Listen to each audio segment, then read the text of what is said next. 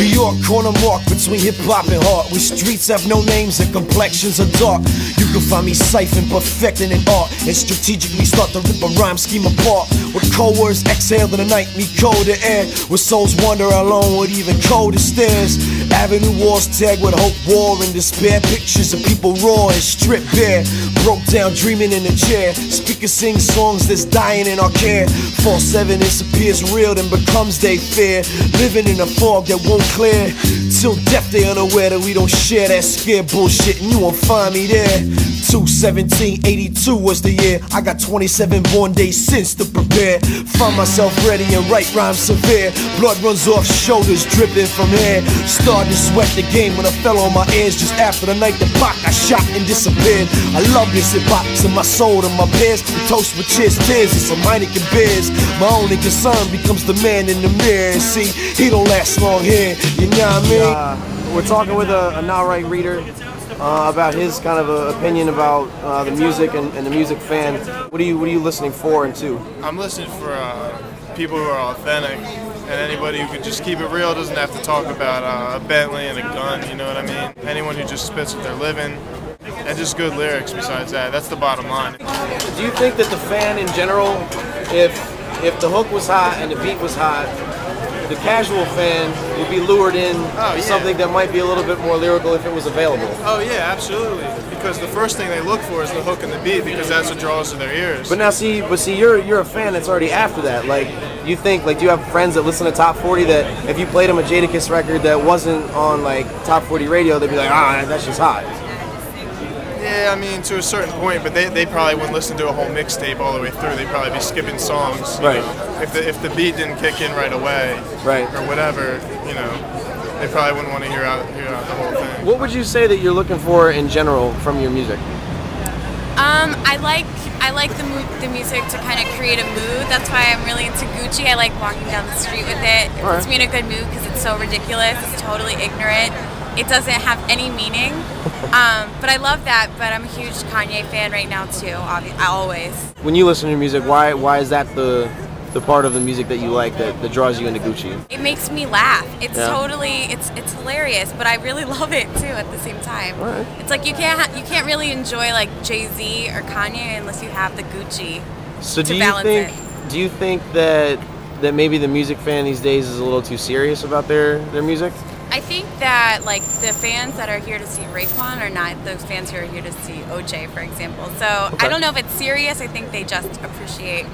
They're here more for the musical content than the OJ fans, if you know what I mean. All right. And what do you think is, as far as like the cross section of your friends, like do they kind of like feel the same way you do about the music, or what do you? Yeah, I think so. I think all my friends love when a fun song pops off at the club. Like, I think it's kind of fun. You know, that's what they're into right now too. Yeah. Then I have like super music head friends too who are into like really indie stuff. So it runs the spectrum.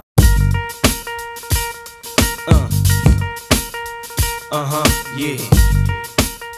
Right now, I think the hip hop fan is looking for fun records, things they can relate to, simple, not overthinking it.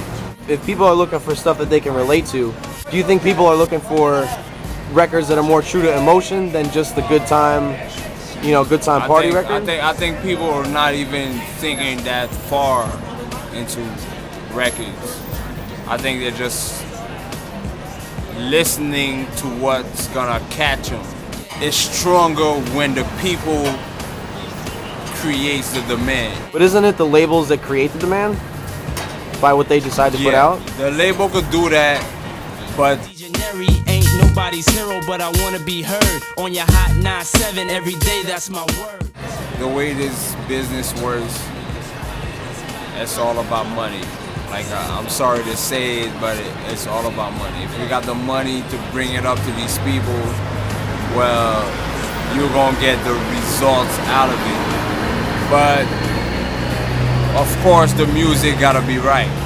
If the music ain't right, then you won't get anything from the people. Okay. You feel me? Like, I'm a strong believer about the people. Whatever the people want, that's what you gotta give them. Hey,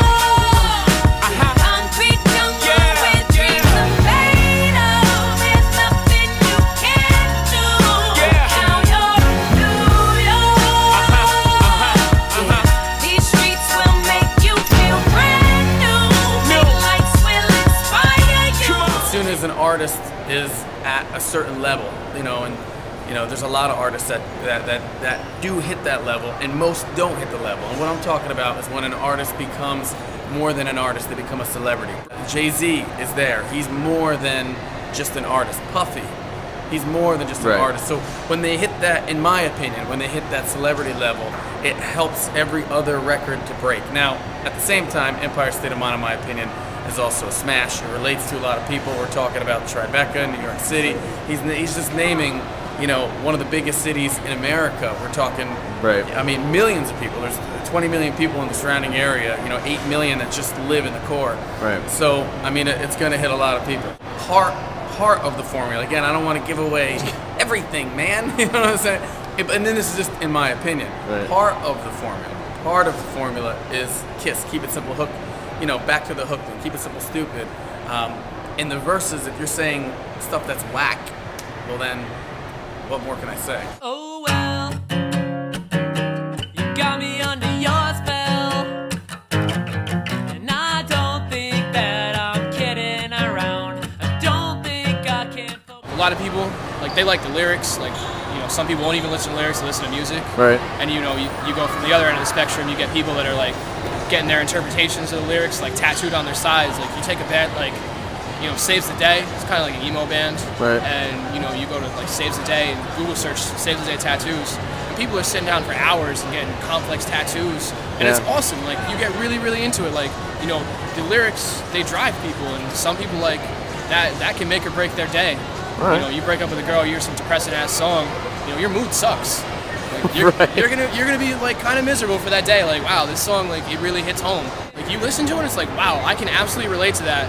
You know, this dude is what he went through. You hear it and you read the lyrics and you understand it, and you go to the shows and it's like, wow, like, I can relate to that. I've been there. I've been through something that's really similar. And this, it helps you. Like, well, tell me about your pop music then experiences. Like, you accept it because it's basically on mainstream radio. Is that?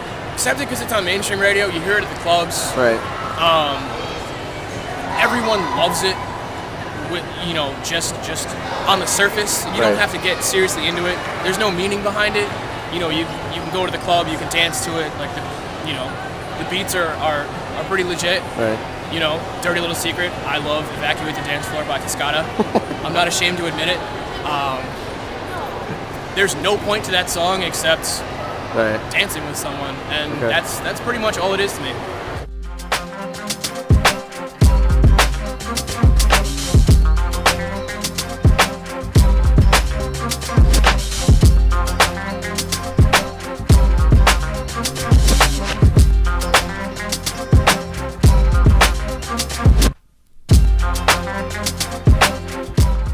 At one point, it was almost like hip-hop became like a escape from reality, where, you know, you saw that bit with the, you know, the bling and the videos that just showcase the lifestyle of, you know, the rich and famous.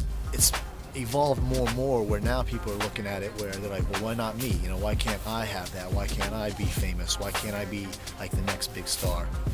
And so hip-hop kind of went from this level where you almost thought you could attain it, but with technology and media and just be like things like YouTube and just where you can just like put something together in your own room, and you can be an artist if you got something that catches real fast, become a YouTube sensation. And so now it seems like it's more attainable. It's something that people feel that maybe more personal connection with hip-hop, that they're like, you know what, I can do this too. There's something that I can contribute to hip-hop. And a lot of times, you know, it can be either good or bad, positive or negative, what they contribute. You know, it could be something that, you know, builds it up, maybe it brings it down, but it still goes back to they want to tell their story. They want to say something, you know, from, you know, where they came from. So it's changed, it's evolving.